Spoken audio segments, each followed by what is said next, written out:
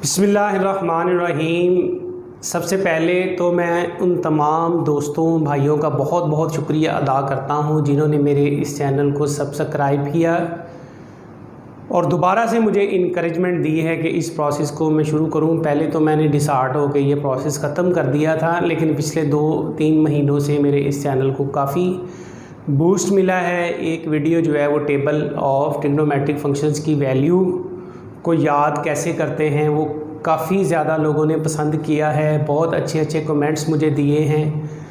तो बाकी वीडियोस भी मेरी जो है वो आहिस्ता आहिस्ता चल रही हैं, तो इसलिए दोबारा से मुझे ये एक इनकरेजमेंट मिली है कि इस प्रोसेस को मैं शुरू करूं। तो आज से मैं एक नए सेटअप के साथ जो है वो ये प्रोसेस स्टार्ट कर रहा हूं।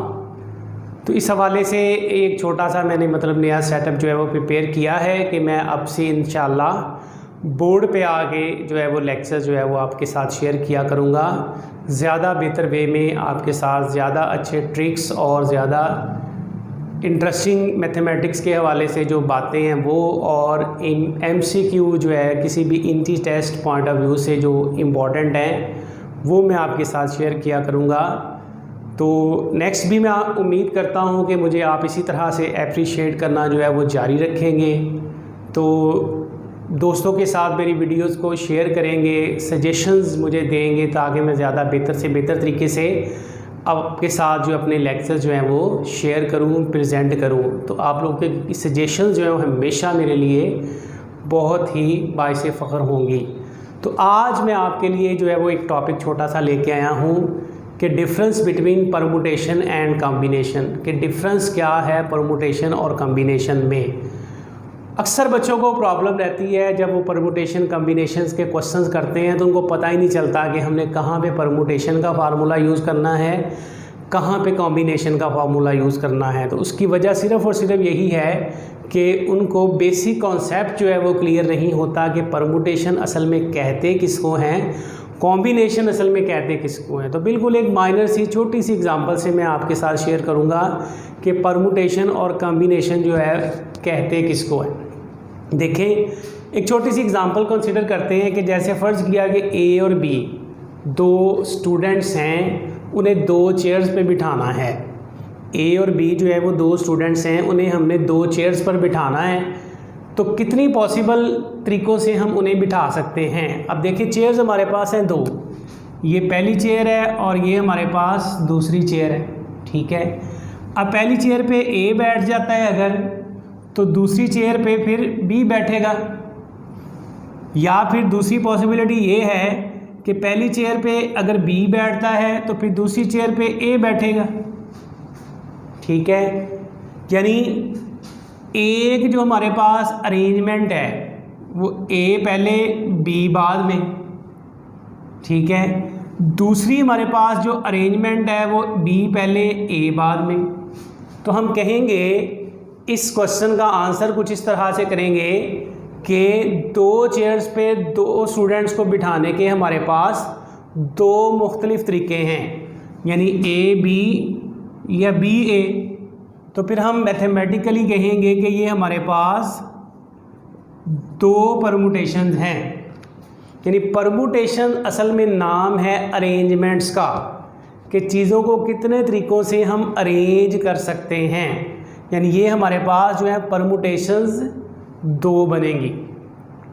लेकिन अगर सिचुएशन को हम चेंज कर दें, सिचुएशन हमारी कुछ इस तरह सी है कि किसी जॉब के लिए 2 बंदे, यही A और B हैं, यही A और B जो हैं वो 2 पर्सनस हैं, वो किसी जॉब के लिए इंटरव्यू देने के लिए जा रहे हैं। अब 2 ही सीट्स हैं, A और B 2 बंदे किसी जॉब के लिए इंटरव्यू देने के लिए जाते हैं, 2 ही सीट्स हैं, A और B दोनों को सिलेक्ट कर लिया जाता है, ठीक है। अब यहाँ पे गौर से बात को समझें कि अगर A B को सिलेक्ट करें या B A को सिलेक्ट करें तो क्या ये 2 बातें होंगी।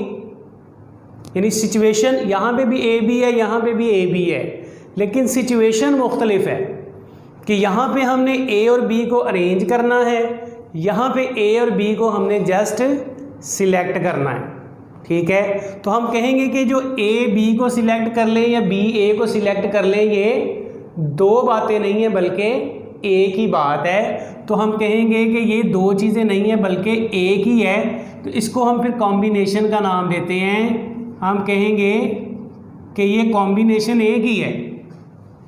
यानी अगर अरेंज करना है तो ए बी ए दो अरेंजमेंट्स हैं, अगर सिलेक्ट करना है जस्ट आपने तो ए बी और बी ए सिलेक्शन एक ही बनेगी। हम कहेंगे ये कॉम्बिनेशन है। यानी आप सिंपल याद रखेंगे कि जो परमुटेशन है ये नाम है अरेंजमेंट का, और जो कॉम्बिनेशन है ये नाम है जस्ट सिलेक्शन का, कि चीज़ों को आपने जस्ट क्या करना है, सिलेक्ट करना होता है।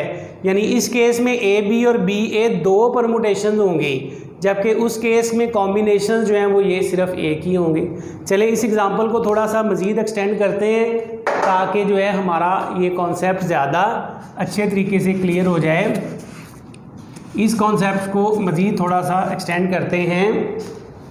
अब जैसे देखिए फ़र्ज़ कर लेते हैं कि ए बी और सी तीन स्टूडेंट्स हैं, उन्हें हमने 1 2 और 3 चेयर्स पर बिठाना है। कितने तरीक़ों से हम बिठा सकते हैं इनको, ठीक है। अब उसकी पॉसिबिलिटीज़ देख लें कि पहली चेयर पे ए बैठ सकता है, दूसरी पे बी बैठ सकता है, तीसरी पे सी बैठ सकता है, या फिर पहली पे ए बैठ जाए, दूसरी पे सी बैठ जाए, तीसरी पे बी बैठ जाए, ठीक है।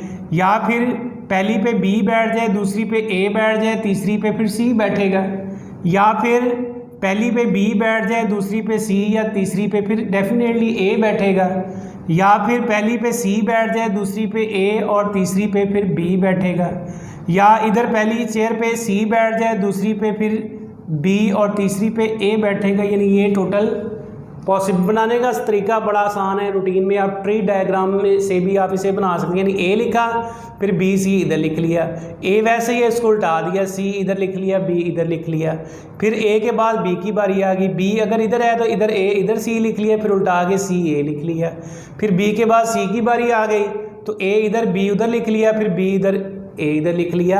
यानी ये हमारे पास A B C B A C B C A B और सी बी ए, ये टोटल हमारे पास 6 अरेंजमेंट्स बनी। ये हमारे पास टोटल 6 अरेंजमेंट्स बनी, तो हम कहेंगे कि ये टोटल 6 परमुटेशंस हैं, ठीक है। 3 चेयर्स पर 3 स्टूडेंट्स ए बी सी को बिठाने की ये हमारे पास टोटल 6 परमुटेशंस हैं, ठीक है ना। लेकिन अगर कॉम्बिनेशंस की बात करें कि 3 मतलब हमारे पास जो हैं वो बच्चे इंटरव्यू देने के लिए जाते हैं, 3 में से 3 को ही सिलेक्ट करना है, तो कितने तरीक़ों से सिलेक्ट कर सकते हैं। तो ज़ाहिर है 3 में से तीनों को सिलेक्ट करना है, तो एक ही पॉसिबिलिटी है कि तीनों में से तीनों को सिलेक्ट कर लें, ठीक है। तो कॉम्बिनेशन इसमें जो बनेंगे वो सिर्फ और सिर्फ वो एक ही बनेगा। यानी अगर इस बात को फार्मूले आपको पता होंगे परमुटेशंस के, तो ये जस्ट मैं आपको डिफरेंस समझाने की कोशिश कर रहा हूँ कि परमुटेशन और कॉम्बिनेशन में फ़र्क क्या है।